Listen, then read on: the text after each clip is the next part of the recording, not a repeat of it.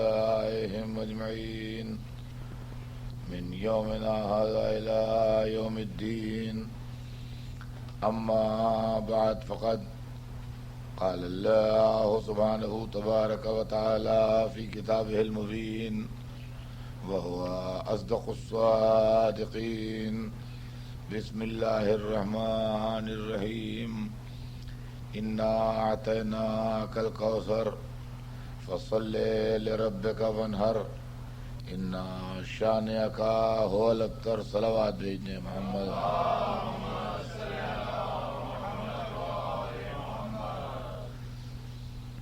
ارشاد اقدس جناب رب العزت ہے کہ بسم اللہ الرحمن الرحیم. اے حبیب، ہم نے آپ کو کوثر عطا کیا، یعنی کثرت نسل عطا کی، آپ کی نسل میں برکت دی اور زیادتی کی. فصل لربک وانحر، پس آپ اپنے پروردگار کی نماز پڑھیں اور اس کی راہ میں قربانی دیں. انا شانئک ھو الابتر، آپ کا دشمن یقیناً اسی کی نسل قطع ہوگی اور وہی دنیا میں بے اولادہ رہ جائے گا. میں نے آپ کی خدمت میں ایک سلسلہ بیان شروع کیا تھا جس کے اندر یہ بات عرض کی تھی کہ قرآن پاک میں خاندان رسالت کا تذکرہ ہے اور نسل رسالت کا تذکرہ ہے،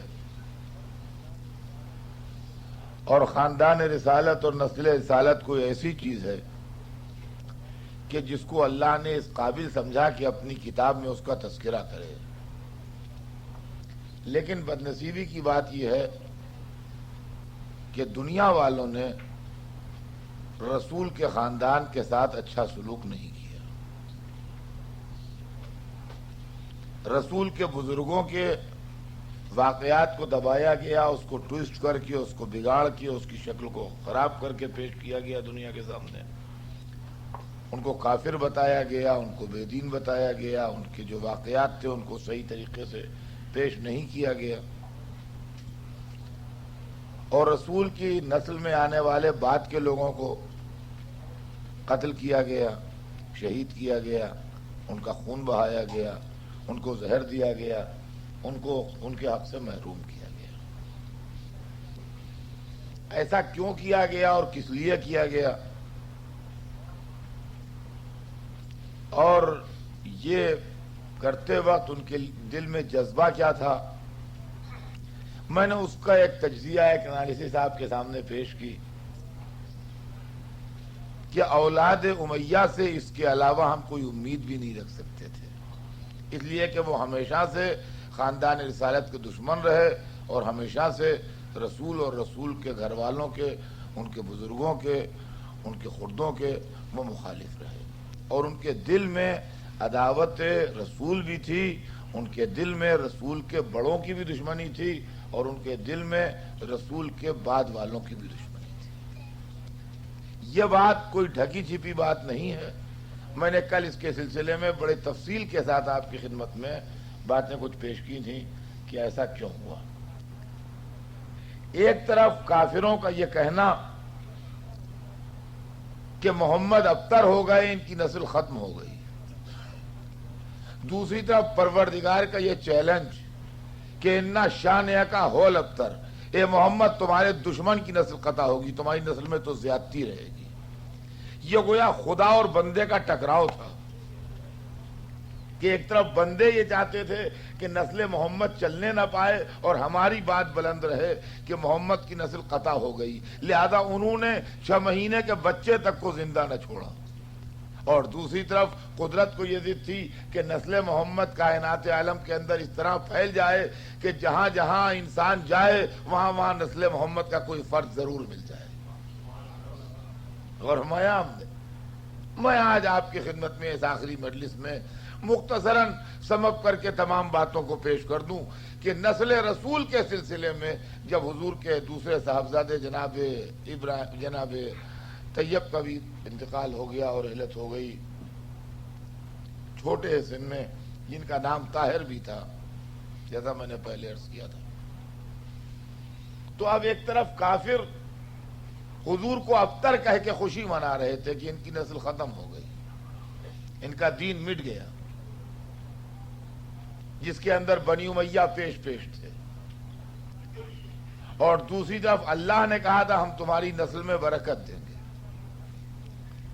تو اللہ نے اپنے حبیب کو ایک بیٹی عطا کی, اور وہ بیٹی ایسی بیٹی عطا کی کہ جو ضامن دین رسول بھی بنی اور ضامن نسل رسول بھی بنی. اللہ نے اپنے رسول کو ایک صاحبزادی عطا فرمائی جناب فاطمہ زہرا,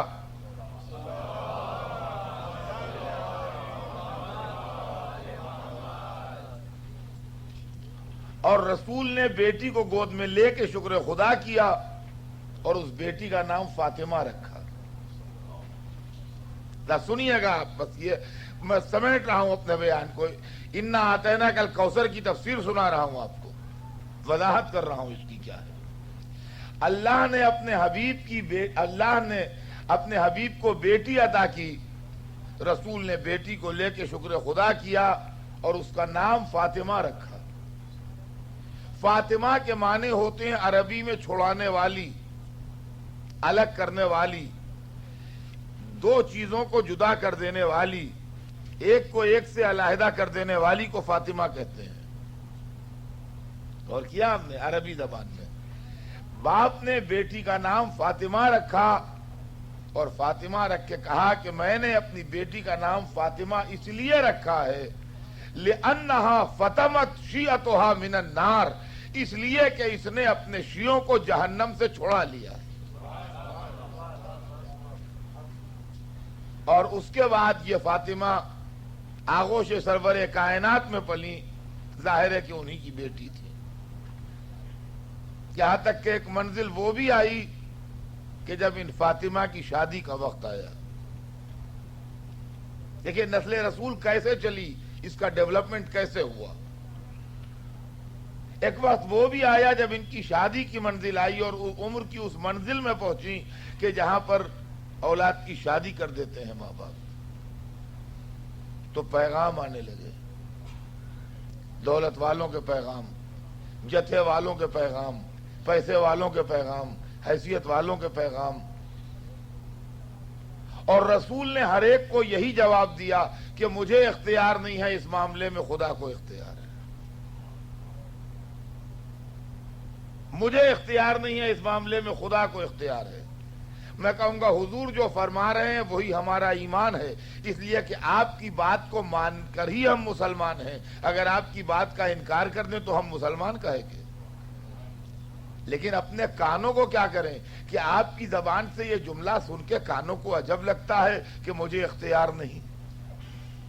جسے چاند کے دو کرنے کا اختیار ہو, جسے سورج کے پلٹنے کا اختیار ہو, جس کو نالین سمیت قاب قوسین پر جانے کا اختیار ہو, جس کو سنگریزوں کو تسبیح کرانے کا اختیار ہو, وہ معمولی سے معاملے میں جس میں ہر باپ کو اختیار ہے کہ اپنی بیٹی کی شادی کے معاملے میں بولے, اور آپ کہتے ہیں مجھے اختیار نہیں. کیا کریں حضور, اپنے کانوں کو یہ جملہ سمجھ میں نہیں آتا کہ آپ کہیں کہ مجھے اختیار نہیں.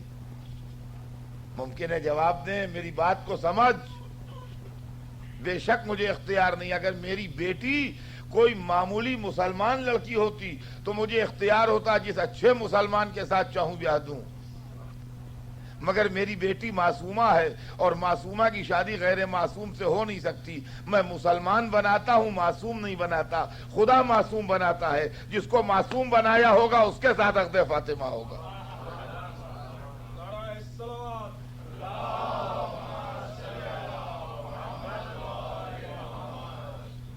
اب دیکھیے گا, ذرا سنتے جائیے گا, بہت تیزی کے ساتھ میں اپنی منزل کے قریب آ رہا ہوں. اب پیغام آنے لگے اور رسول ہر ایک سے یہی کہہ رہے ہیں مجھے اختیار نہیں, خدا کو اختیار ہے. یہاں تک کہ تاریخ یہ بتاتی ہے کہ ایک منزل پر مولا علی بھی آئے, اور جیسے ہی یہ اپنے گھر سے چلے ویسے ہی جبرائیل اللہ کا میسج لے کے, پیغام لے کے سدرا سے چلے. علی کو رسول تک آنے میں ٹائم لگا, لیکن جبرائیل ودن نو ٹائم آتے ہیں رسول کے پاس. اس لیے کہ اللہ کا میسج آنے میں رسول تک ٹائم بیچ میں حائل نہیں ہوگا. ٹائم بیچ میں نہیں روک سکتا اللہ اور کہ میسج کو رسول تک آنے میں.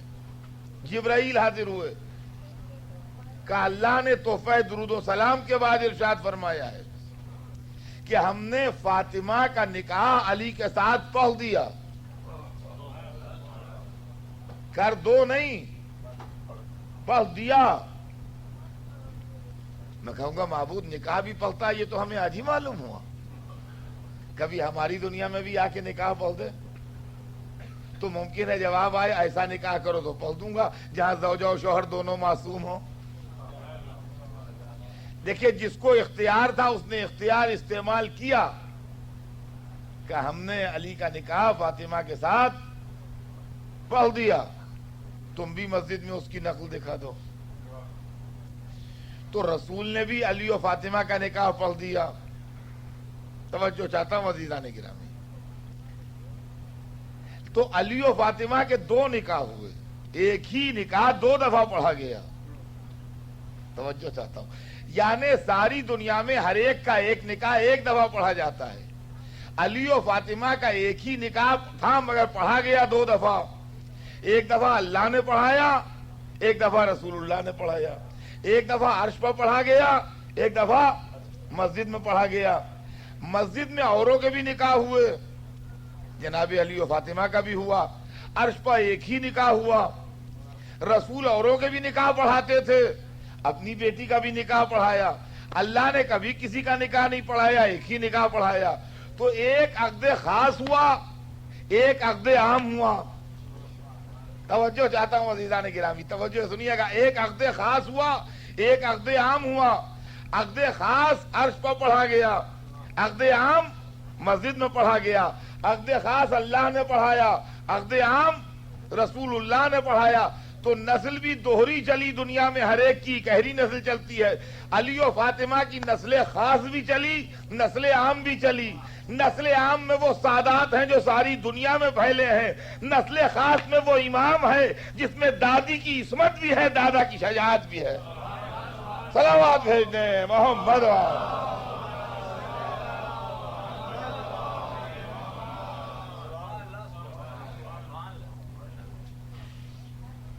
تو اب اس طرح نسل علی و فاطمہ چلی.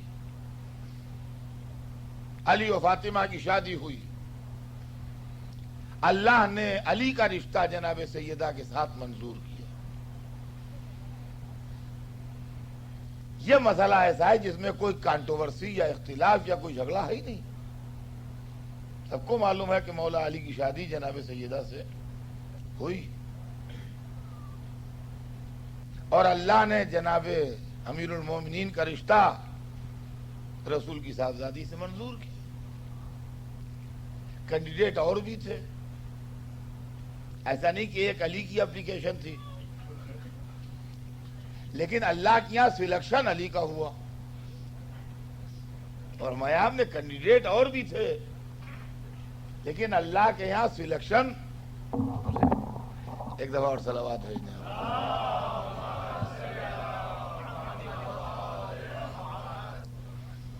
اللہ کے یہاں سلیکشن جو تھا وہ مولا علی کا ہوا. توجہ چاہتا ہوں عزیزان گرامی. ایک چھوٹی سی مثال ہے کہ ہمارا ایک دوست ہے جو بیچارے اپنے زیادہ سوشل نہیں ہے، گھر ہی میں رہتے ہیں، زیادہ لوگوں سے ملتے جلتے نہیں ہیں. ہم ان کی لڑکی شادی کے لائق ہوئی تو انہوں نے ہم سے کہا کہ اطہر صاحب اب آپ کی بھتیجی شادی کے لائق ہے، اور آپ جانتے ہیں میں گھر میں بیٹھا رہتا ہوں، زیادہ لوگوں سے ملتا جلتا نہیں. کوئی اچھا لڑکا دیکھ کے اگر آپ شادی ٹھہرا دیں تو اچھی بات ہے. آپ ہی کی بیٹی ہے، سمجھیے آپ.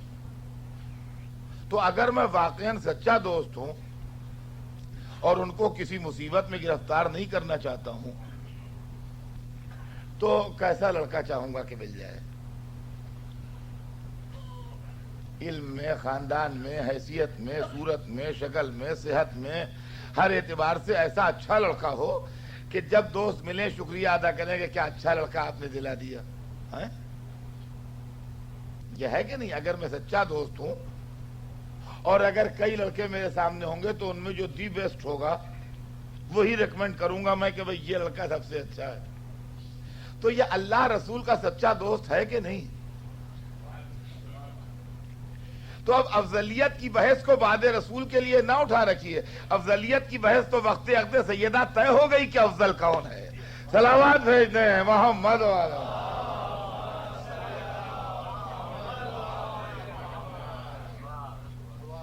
اور اس کے بعد سن 2 ہجری میں جناب سیدہ اور مولا علی کا عقد ہوا، اور سن 3 ہجری میں 15ویں رمضان سن 3 ہجری گھر میں پہلا شہزادہ آیا.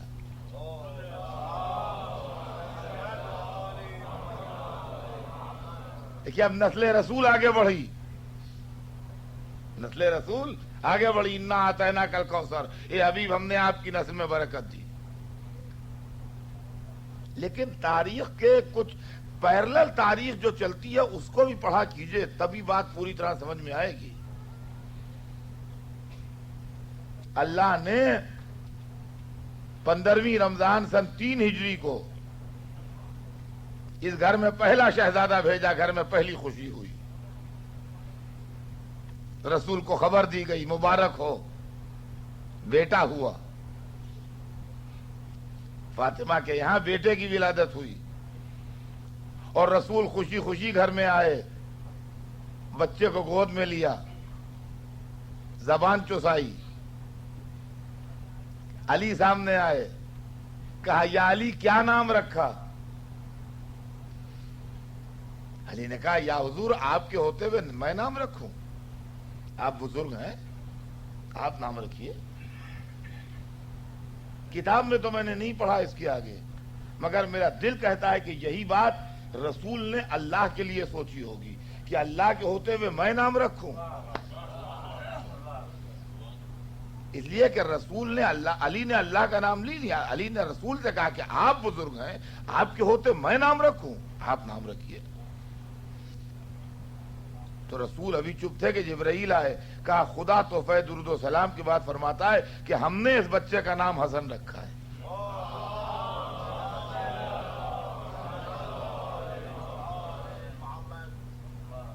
گھر میں خوشی ہوئی، پہلا شہزادہ آیا. جہاں بیٹے کے نہ ہونے پر افطر کے تانے دیے جا رہے تھے وہاں بیٹا آیا. آگے سال نہیں گزرا پورا، 15ویں رمضان کو ایک بیٹا آیا. 11 مہینے بعد 3 شعبان سن 4 ہجری کو گھر میں پھر خوشی ہوئی اور پھر رسول کو خبر دی گئی مبارک ہو،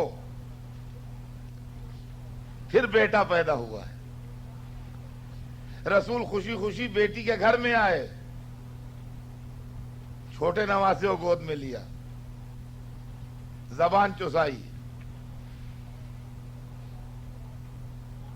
اور علی سے کہا یا علی کیا نام رکھا؟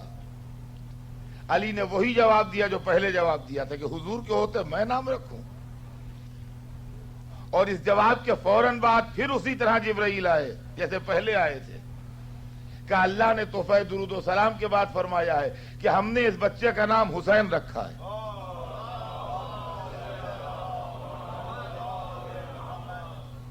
دیکھیں نسل رسول آگے بڑھ رہی ہے، نسل رسول آگے بڑھ رہی ہے. ان لوگوں کے منہ پر تماچے لگ رہے ہیں اس خبروں سے جو ابتر کہہ رہے تھے.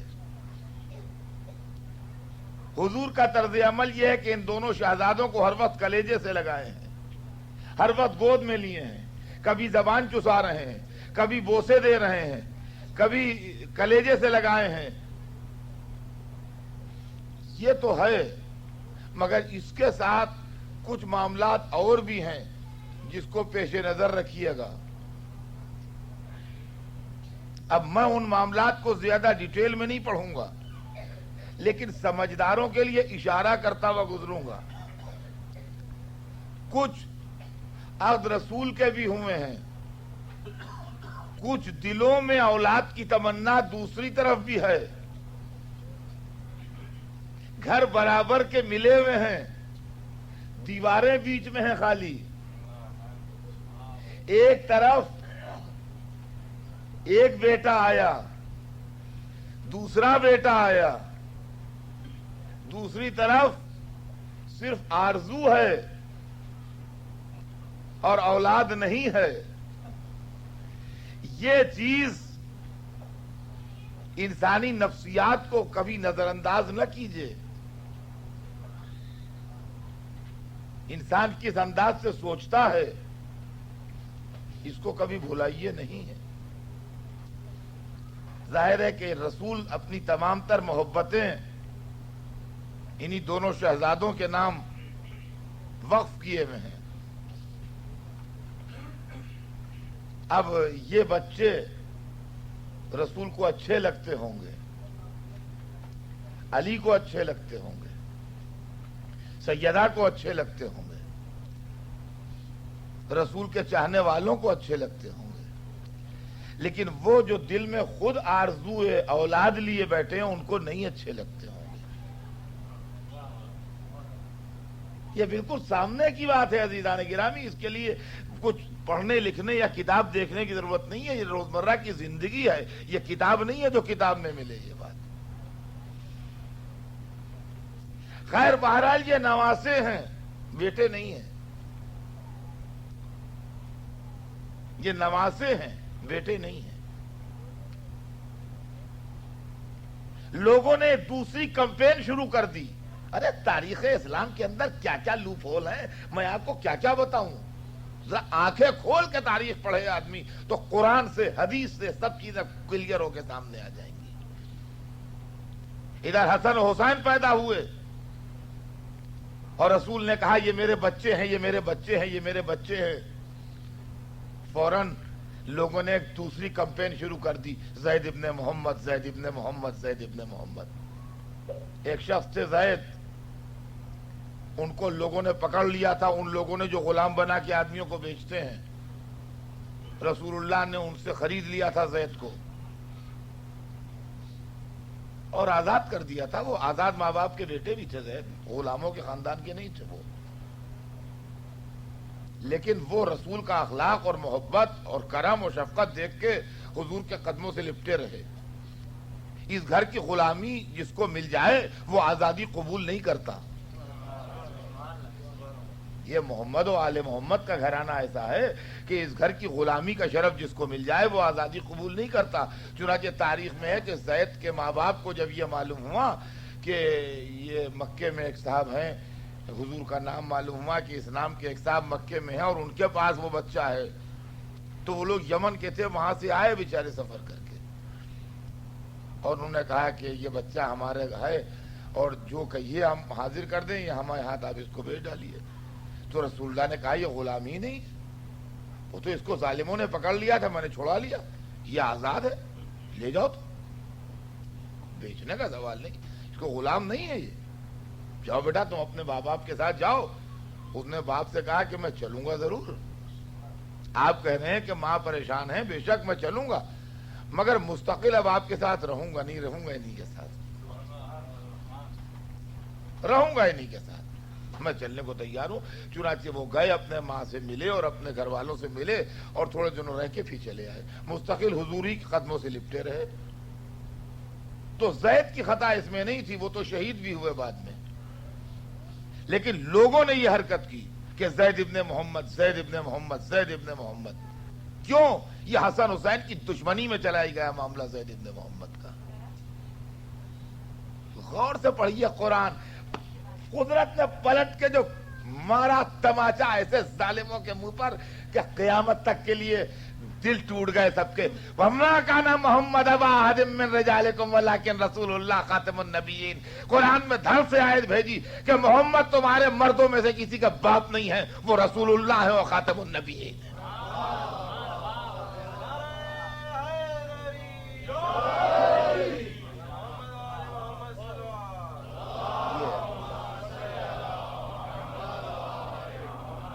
قرآن کے اندر اٹھا کے دیکھیے کیا آیت ہے. وَمَا كَانَ مُحَمَّدٌ أَبَا أَحَدٍ مِّن رِجَالِكُمْ وَلَٰكِن رَسُولُ اللَّهِ خَاتَمُ النَّبِيِّينَ. محمد تمہارے مردوں میں کسی کا باپ نہیں ہے، وہ رسول اللہ ہیں اور خاتم النبیین ہیں.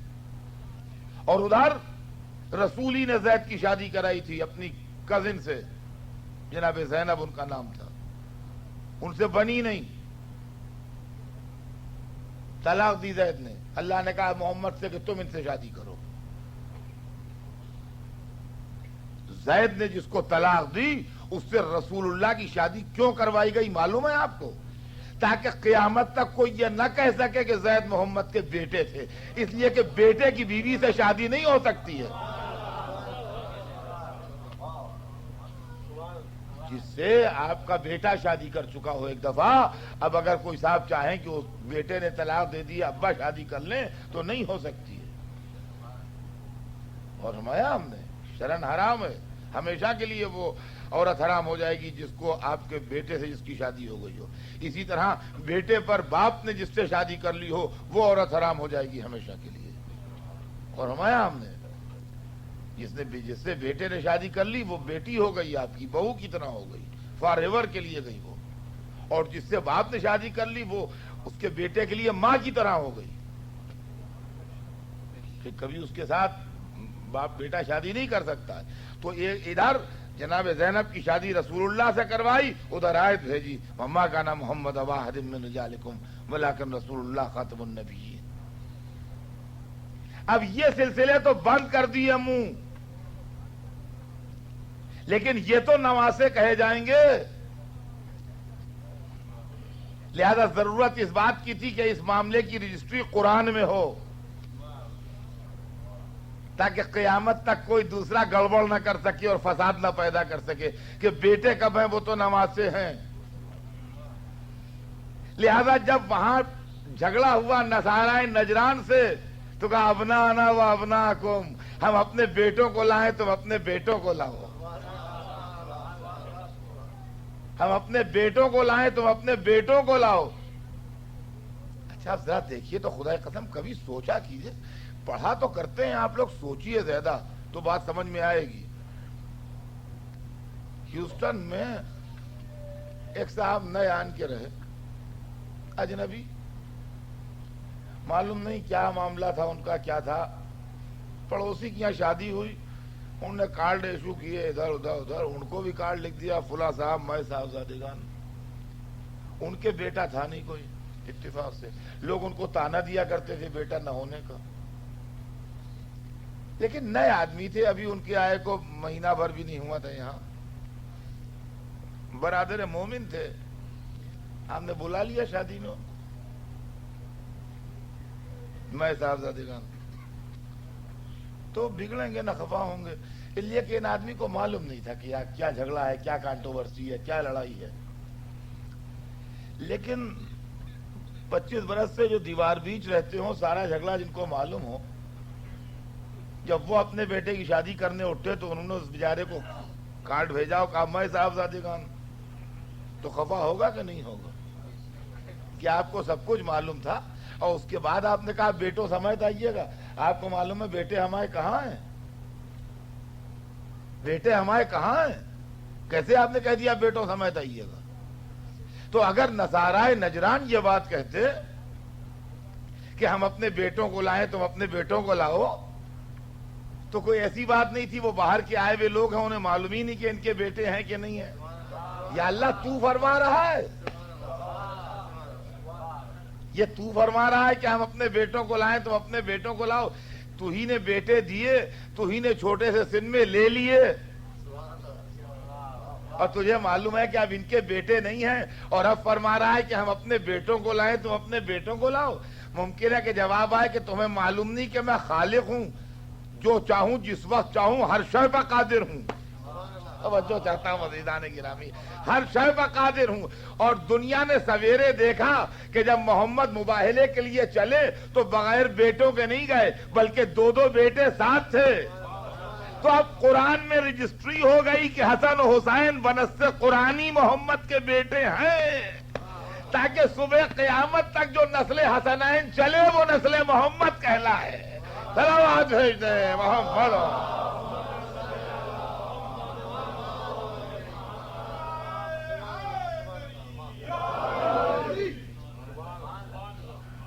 اب جو نسل چلے وہ نسل محمد کہلائے.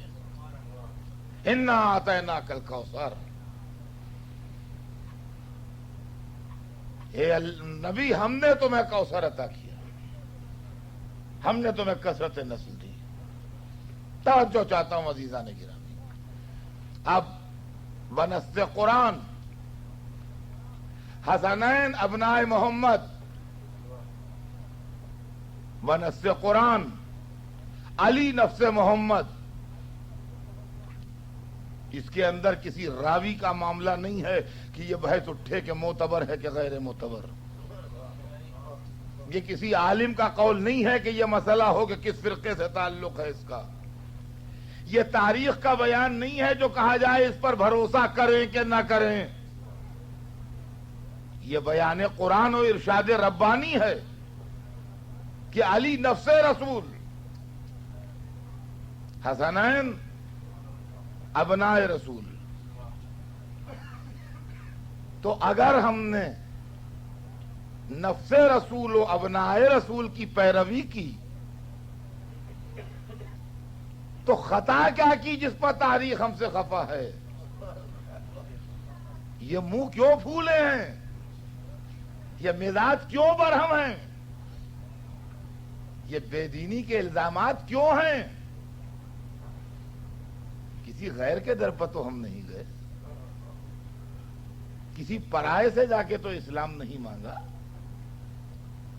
کسی دوسرے کی ڈہڑی پر تو نہیں گئے. جس کو اللہ نے رسالت کے لیے چنا تھا اسی کے نفس سے اگر جا کے پوچھا اور اسی کے بیٹوں سے جا کے پوچھا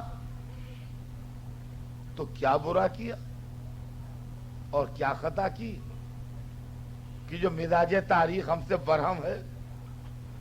عزیزان گرامی, میں پھر آخری بار آپ کو چلتے چلتے یہ بات عرض کر دوں کہ مسلمانوں کو اس مسئلے میں کھلے دل سے غور کرنا چاہیے کہ ایسا تو نہیں ہے کہ وہ نادانستہ طور پر اموی سازش کا شکار ہو گئے ہیں.